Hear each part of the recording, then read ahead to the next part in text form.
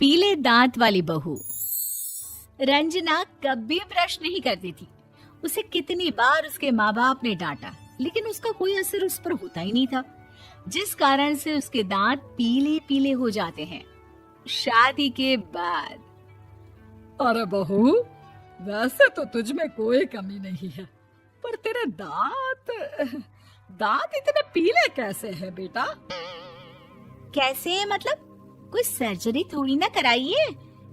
वो तो क्या नाम, मैं ब्रश नहीं करती थी तो पीले हो गए। अब क्या करूं?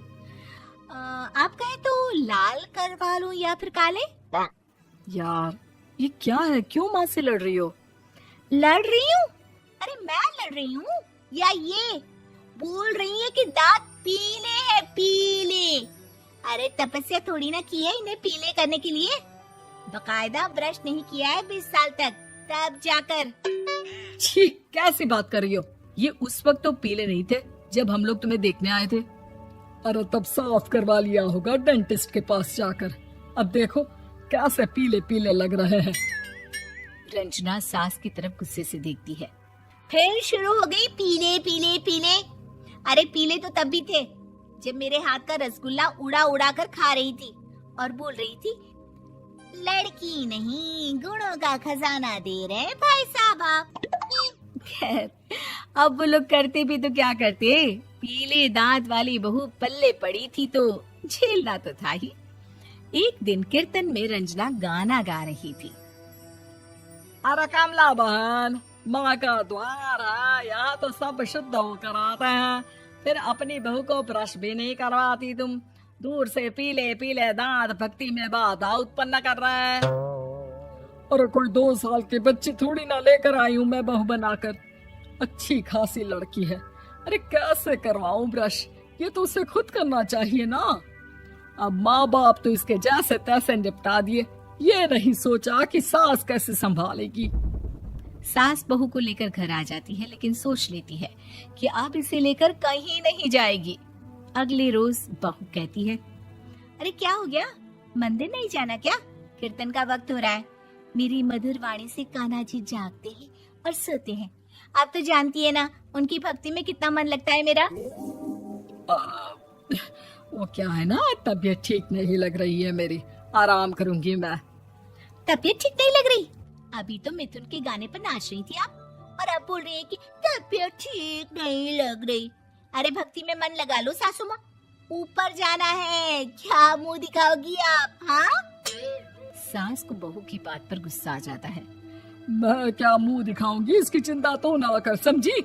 अपने मुंह की चिंता कर, जो ये पीले पीले दांत लेकर हर जगह पहुंच जाती है। पता है लोग कितना मजाक बनाते हैं। ना जी ना, मैं नहीं जाना कहीं तेरे साथ। तो ये बात है। कोई ना, मत जाओ, मैं अपने कमरे में ही बैठकर भक्ति कर लूंगी। ऊपर वाला दांत थोड़ी ना देखता है, मन देखता है, भावना देखता है। और अरे बस बस, तू सब कुछ दिखा, बस ये सफेद चमकदार दांत ना दिखाना किसी को, है? जा यहाँ से। बहू को सास की बात का कोई फर्क नहीं पड़ता, वो तो जैसी थी वैसी ही रह जाती है। सुबह नहाकर किचन में खाना बनाना, फिर खाना खाना, कीर्तन भजन करना और सो जाना। एक दिन, माँ जी मैं सहेली के घर जा रही हूँ, शाम को लेट आऊंगी। हाँ हाँ तो जाना, मैंने कौन सा तेरी आरती करनी है घर पर बैठकर। रंजना सहेली के घर जाती है, जहाँ वो पार्टी में जाने की तैयारी कर रही होती है। अरे शिखा, कहाँ जाने की तैयारी कर रही है? मैं गलत वक्त पर आ गई क्या? अरे नहीं यार, उल्टा सही वक्त पर आई है। मैंने ये साड़ी और ज्वेलरी निकाली है यार, शाम को इनके ऑफिस की एक पार्टी में जाना है। बताना कैसा लग रहा है ये सब? नहीं यार, इस ड्रेस के साथ तो वो वाली ज्वेलरी अच्छी लगेगी। हाँ हाँ सही बोल रही है, मैंने ध्यान ही नहीं दिया। वैसे तो हमेशा से मस्त फैशन सेंस रखती है।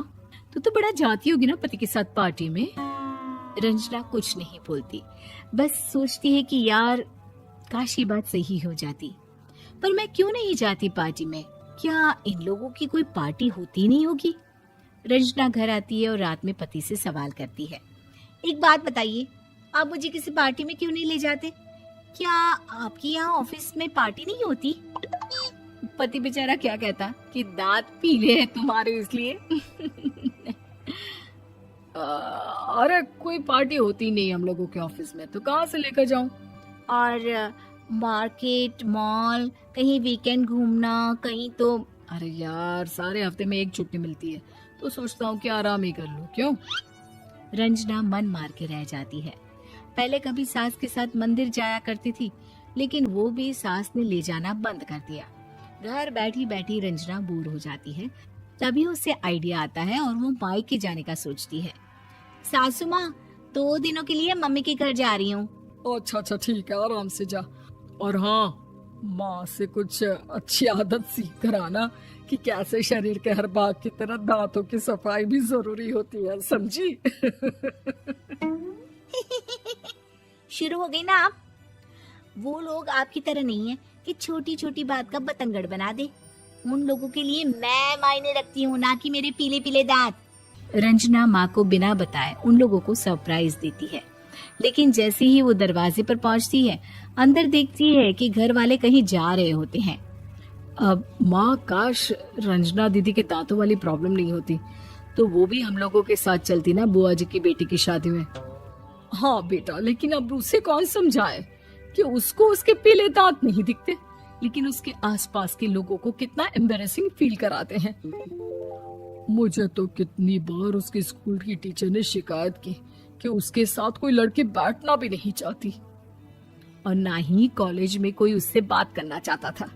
लेकिन पता नहीं क्यों उसे ये बात समझ में ही नहीं आती। कोई कमी नहीं है उस लड़की में, बस यही कि दांत पीले हैं।